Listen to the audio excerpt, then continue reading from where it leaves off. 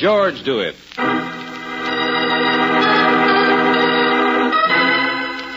Out of Mind, another adventure of George Valentine. Personal notice, danger's my stock and trade. If life's more sound and fury than you can stand, you got a job for me, George Valentine. Write full details.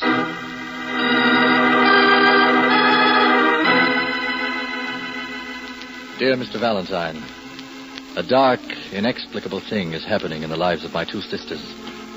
The mind of a man is driving them to inevitable tragedy. He came to their house as a guest and lingered on like a poisonous growth. It's a weird situation in which I find myself helpless. You may have the answer. Will you call my office so we can arrange to meet and take the suburban special to Fenton? Yours truly, Roger Winslow.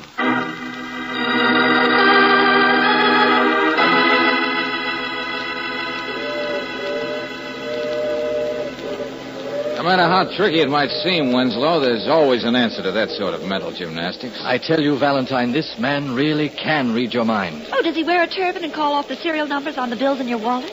Nothing like that, Miss Brooks.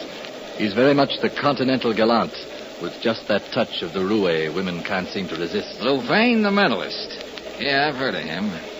But how did he get entrenched in your sister's house? Well, that brings us to Birdie. She's the older one.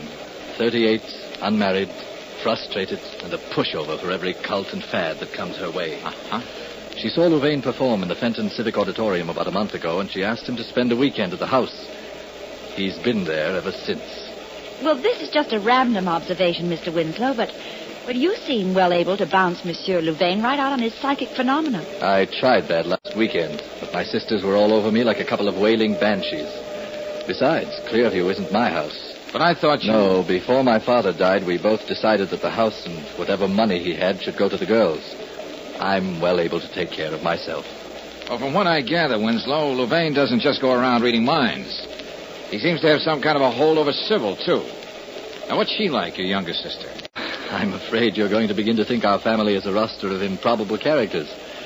Sybil has been starved for beauty ever since she got out of college. She thinks Louvain is the only man who's ever understood her frail, sensitive soul. Oh, I know what you mean.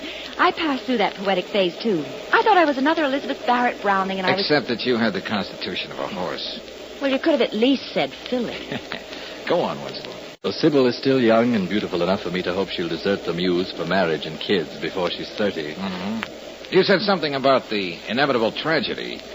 If you're talking about two jealous women fighting over a man, I don't see that I have any place in this picture, Winslow. Well, maybe I'm over-dramatizing it, Valentine, but I'm afraid Louvain is uncovering something in my sisters that they themselves don't know exists. Something hateful and ugly, perhaps. Have you got any reason to think that? My father, he was a very successful doctor, tried to make Clearview a happy place, apart from the world. He built it high on the side of a mountain, a sort of symbol of the way he felt. What do you mean? He wanted his children to be above all the petty meannesses of the world. And now, in the person of Louvain, everything that Dad despised has come right into the house. Sybil and Birdie aren't used to being exposed to anything like that. The poisonous growth you mentioned in your letter? Yes.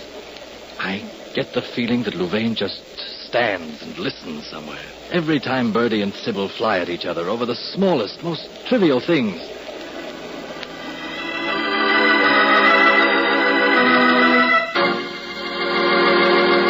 I won't let you go through with it, Sybil. I won't. Don't shout at me. The tower room is on my side of the house. You know Father would never stand to see anything altered. Father is dead, Birdie. Please, Miss Birdie, Miss Sybil. Oh, please be quiet, Mr. Gumble. Yes, ladies. I have to live my own life. Do you want me to grow into something like you? An hysterical old maid? Oh. Why don't you slap me again, Birdie? Won't make any difference. I'll still be here to remind you of all the emotions you let shrivel up because you're afraid to live. About that balcony again, ladies.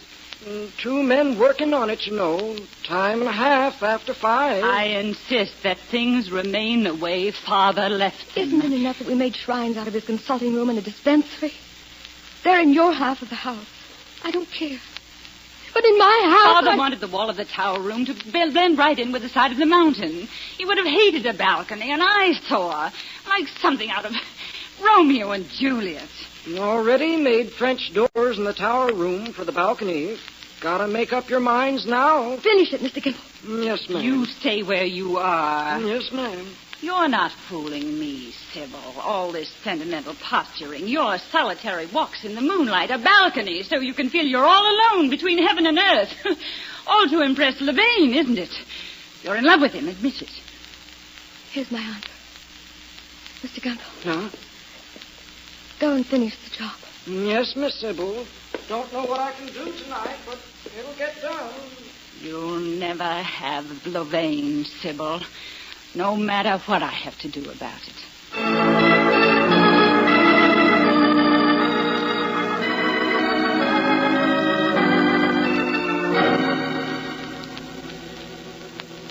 Well, Valentine, now that you've had dinner, what do you think? Well, I think we'd be stupid if we imagined we were fooling Levain. He doesn't believe we're just a couple of friends you brought to your sister's house for the weekend. And my feminine intuition tells me that this war of nerves between Birdie and Sybil is going to turn into a scorcher any day now. You know, frankly, Winslow, what this situation calls for is a combination human relations counselor and a psychiatrist. There's nothing particularly sinister about this setup. It's only too human. I know, but I'm afraid I'd be like the man who tries to stop a husband from beating his wife. It ends with both jumping all over him. No, thanks. I think Miss Brooks and I will be taking the first train back in the morning. I do hope I am not intruding. Not at all.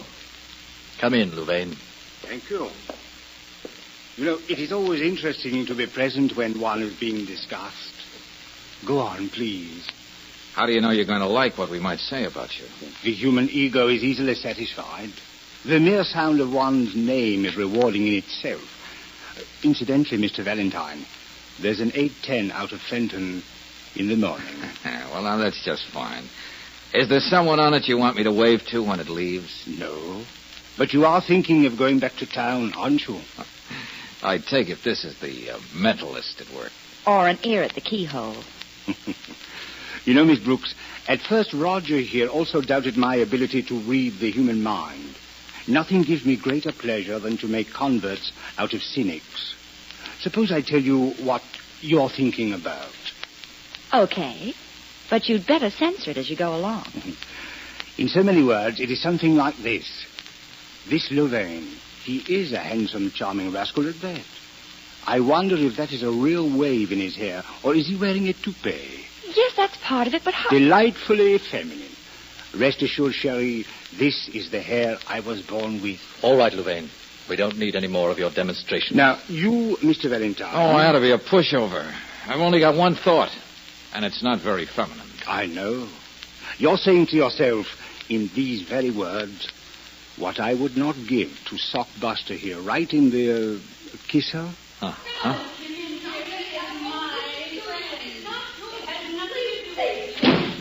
My feminine intuition. You heard that, didn't you, Levain? How could it be helped? Two foolish, susceptible women, each with a small fortune. You play one off against the other.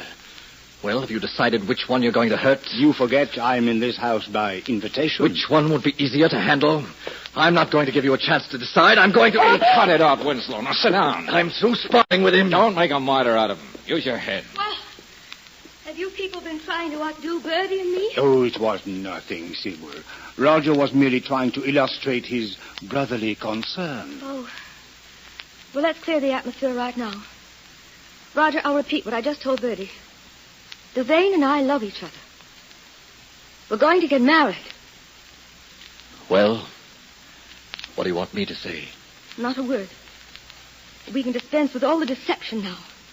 You can pay off Mr. Valentine so we can step out of our affairs.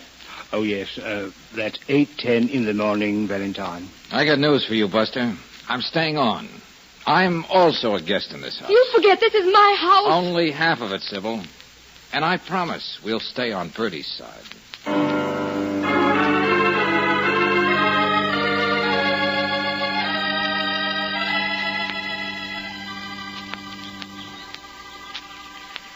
Well, a beautiful Saturday morning in the country, George, and nobody enjoying it except the birds and that character stretched out there on the lawn. You know, he looks beautiful in shorts. Yeah. Levain's supposed to be replenishing his cosmic cells or something. Look at him sipping hot milk on a day like this. Oh, why, that's to relax his nerves, Angel. And, brother, he can afford to relax.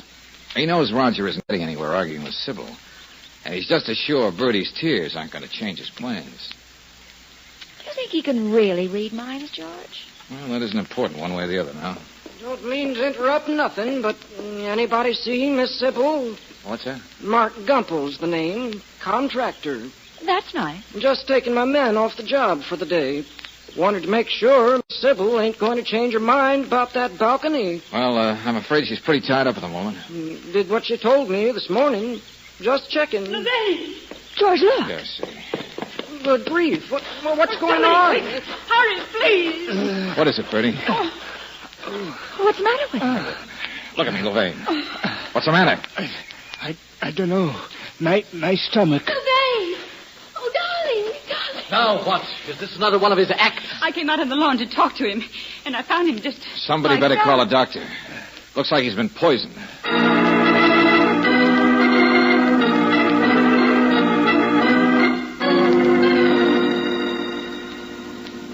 I don't understand it, Valentine. Don't understand it at all. What don't you understand, Dr. Well, Adams? there's no doubt about it. Levine was poisoned. Agraphene. According to every tenant in the pharmacopoeia, he should have died almost instantly. And he's been hanging on for hours. In other words, he's not only a mental marvel, but a medical freak. Well, I've done everything I can for him. We'll just have to wait.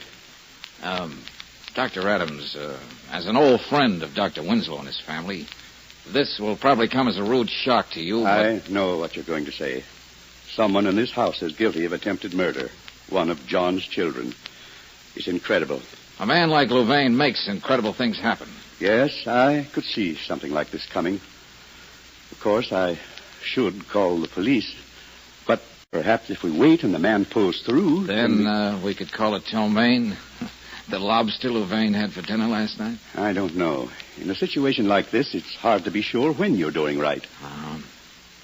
Doctor, there's a row of match bottles in the dispensary. John's pride and joy, that dispensary. Everything so neatly in its place. The bottle of agraphene isn't there. Whoever took it still has it. What? Roger, Birdie, Sybil, they were all in and out of the kitchen when the cook was warming up the milk for Louvain. Valentine, they're all nice people. I can't believe any one of them would do a thing like this, no matter what the provocation. Oh, George, Oh, pardon me. That's all right, Brooksy. We don't have to keep anything from the doctor. Well, you were right, George. Someone did come back to put that bottle with the others. Yeah, who? Birdie. Good heavens.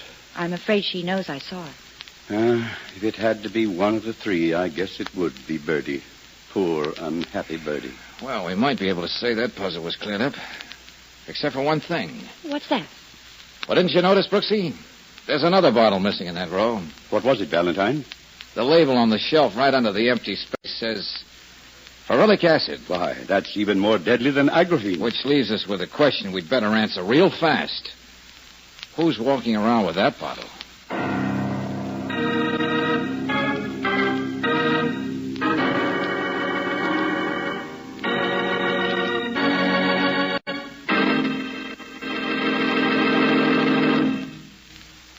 We'll return to tonight's adventure of George Valentine in just a moment. And now back to tonight's adventure of George Valentine. Two sisters jealously squabbling over a man. The man in question, a most unsavory character. But after all, you're not writing a paper on why women prefer heels. But before you can bow out, the man, Louvain, is poisoned. And what's more, while he lingers on, you learn there's still another bottle of deadly poison circulating through the house. If, like George Valentine, you believe in direct action, you don't pull any punches when you talk to the brother of the two ladies involved. Yes, Winslow, it was Birdie who thought Louvain's milk should be fortified with a liberal shot of poison. What makes you so sure? I'm afraid I saw her going in and out of your father's dispensary, Roger. I'm sorry. I see. Well, Louvain isn't dead yet. No one need ever know if he doesn't... Look, I got to talk to Birdie. You know where she is? Yes, I spoke to her a few minutes ago. I needn't tell you what state of mind she's in. And now to upset her even more... Never mind that. Where did she go? Strange. She said she was going upstairs to the tower room. What? Catch a breath of fresh air on the new balcony. That is strange. After they've been rowing over it so much. George, where are you going? The tower room.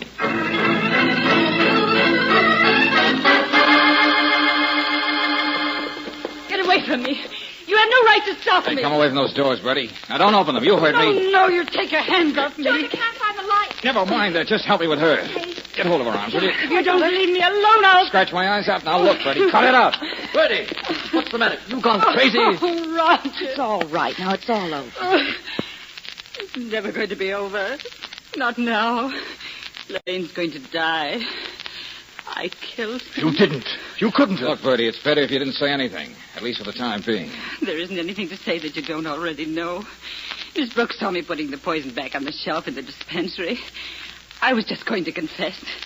In my own way. But you had to stop me. Hasn't there been enough grief and trouble in this house without you jumping off balconies? Go on, Brooksy, take her to her room. Okay. Ask Dr. Adams to give her something to quiet it down. Yeah, come along, Birdie. Oh, Roger. I won't let anything happen to you, Birdie. Now go on. Yes, Roger. I think you'd better turn in too, Winslow, and get some rest. You know I couldn't sleep. You just want to get rid of me. What's on your mind, Valentine? Louvain. When a guy gets a lethal dose of poison, he ought to drop dead.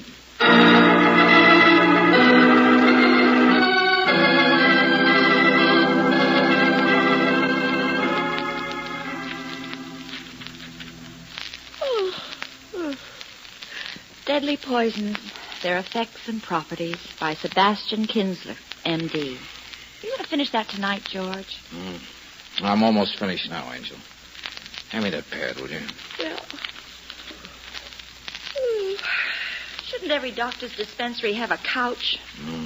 Now, here's a book I'd like to curl up with. The Human Foot, Its Anatomy and Pathology. Darling, what are you doing? What are you scribbling? Brooksy, I have just verified a universal truth. Oh, goody. Every cause has an effect, and by the same token, vice versa. You know you got something there, mister? Whatever it is. But if you don't break it down so that I can Oh, Roger. I was wondering when you were going to show up. I couldn't let Birdie take the blame for something I did, could I? Hey, what's going on here? You'd better put that bottle of ferulic acid back on the shelf before anybody finds out who took it. You don't seem surprised. I said I poisoned Louvain. I put this stuff in his milk this morning. Here, Brooksy. Put this bottle back where it belongs. Yes, but... Oh, okay. Birdie tried to take the blame because she thought I did it. Even tried to kill herself. I'm not going to risk that happening again. But she did poison Louvain, just as you did. What? Both Birdie and Roger? Mm-hmm. She used agraphene. And you, Winslow, you let him have ferulic acid. Dr. Adams diagnosed agraphene poisoning because it was the stronger dose. Well, that's insane, Valentine. He couldn't possibly have lived through that. Yeah. He should have dropped dead twice. So let's go upstairs and see if he's making any concessions to what's expected from ordinary human beings.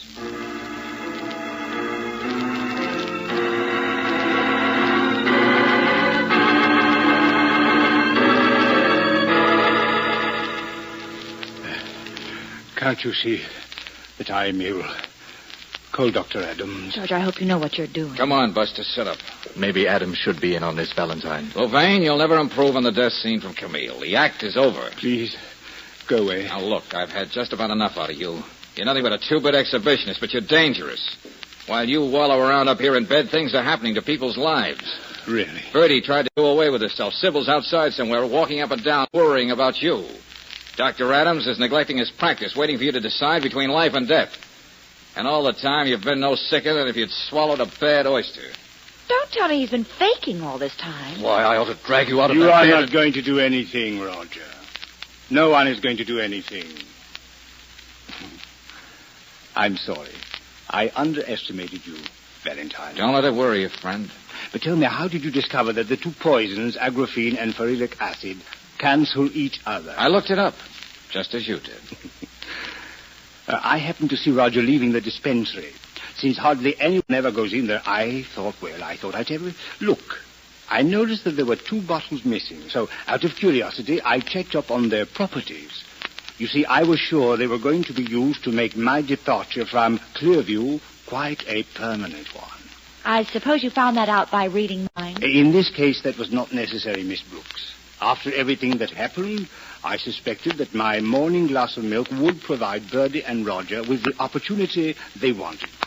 When I saw each of them go in and out of the kitchen, well, there was no doubt about it. It was 1,000 to 1 chance that they should have picked those 2 particular poisons, one an antidote to the other. But if they had killed you, Louvain, it would have been something you brought on yourself. You know, you've asked for something like this ever since you came into this house. But now you're going to get out, Louvain. If you don't, I will kill you. But this time I won't use anything but my hands. I'll amplify what I said before, Roger. You're not going to do anything except what I tell you.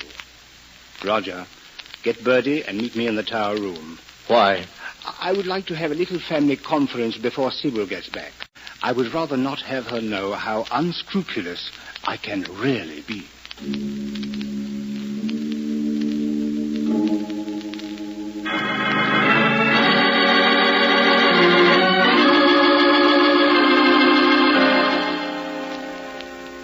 Before you call for the spotlight, Louvain, maybe I ought to remind you of something. What is that, Valentine? There isn't a person in this house who wouldn't be willing to swear you weren't poisoned and the dispensary door had never been opened. Now you are underestimating me. I poured off a little of the milk before I drank it. I have it to be analyzed whenever the occasion calls for it. Why did I bring you into this house? You're not human. None of that, Birdie. Please. Well, here is what I am going to do. My self-esteem would suffer badly if I did not take advantage of my improved position after 2 attempts on my life. George, can't you make him get to the point? You'd better, Louvain. Sybil will be back any minute. And she'll be up here in the tower room looking for us. I shall, of course, marry Sybil. Sorry, Birdie. But then we'll always find room somewhere in the house for you. I shall expect you not to tell my future wife anything about our conversation here tonight. Now, about the financial arrangements. I was wondering when you were going to get to that. Naturally, I shall have Sybil's half of the estate. But I know that you and Birdie will be very happy to add to that, generously. Because I've spared you all scandal and unpleasantness. Roger, you are the spokesman for the family. What do you say to my terms? Valentine, what can I do? Tell him you're not buying any of it. People have lived through worse things than what happened here today, Roger. Let him shoot his mouth off. You know the holiday the papers would have with this story. We'd never live it down. And Sybil, still in love with him. He'd make her hate us for what we did. She'd never believe anything about blackmail. All right, Louvain. I know when I don't have an out. So... Where's everybody? Dr. Adams said that... Oh, Louvain, darling. You're all better. Yes, of course, Sybil. Thank heaven. I was so frantic. Oh, all that talk about poison, so much nonsense. It was nothing more glamorous than ptomaine. And all is sweetness and light once again. Yes, I was wondering about this conclave in the middle of the night. Oh, just to congratulate us, my dear. Even Birdie wishes us the best now. Don't you? Don't answer, my dear. Let me read your mind. Oh, another performance yet. Oh, Birdie, how can you be thinking of Sybil's new balcony at a time like this? At least let my thoughts be my own. Oh, Birdie, I meant to tell you... Life's just beginning for me in this lovely place. I owe myself a view of what shall be mine for years to come. Louvain! When I need No! to step out... George! Oh, dear Lord! There is no balcony. Nothing out there. He said he was reading my mind. I thought the balcony was there. I honestly did. I was trying to explain. This morning I ordered Mr. Gumble to tear it down.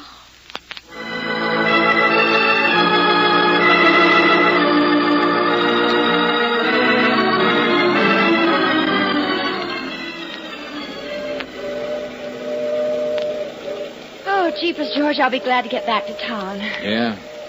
I don't think I'll ever forget that sight. Louvain stepping out into space like that. Well, fake or genius, he certainly read Birdie's mind. You couldn't have expected him to prove it more conclusively. Darling, I'd feel a lot better right now if you could read my mind. Well, let's see now. I get it.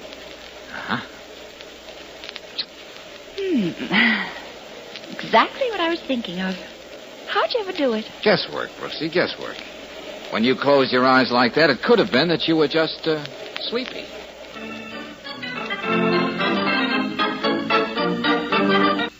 Robert Bailey is starred as George with Francis Robinson as Brooksy. Let George Do It was written by David Victor and Herbert Little, Jr. and directed by Don Clark. Also heard in the cast were Jay Novello as Louvain, Ken Harvey as Roger, Frank Hale as Birdie, Doreen Tuttle as Sybil, Don Messick as Mr. Gumple, and Ralph Moody as Dr. Adams. The music is composed and presented by Eddie Dunstetter. Your announcer, John Heaston. Listen again next week, same time, same station, to Let George Do It. This is the Mutual Don Lee Broadcasting System.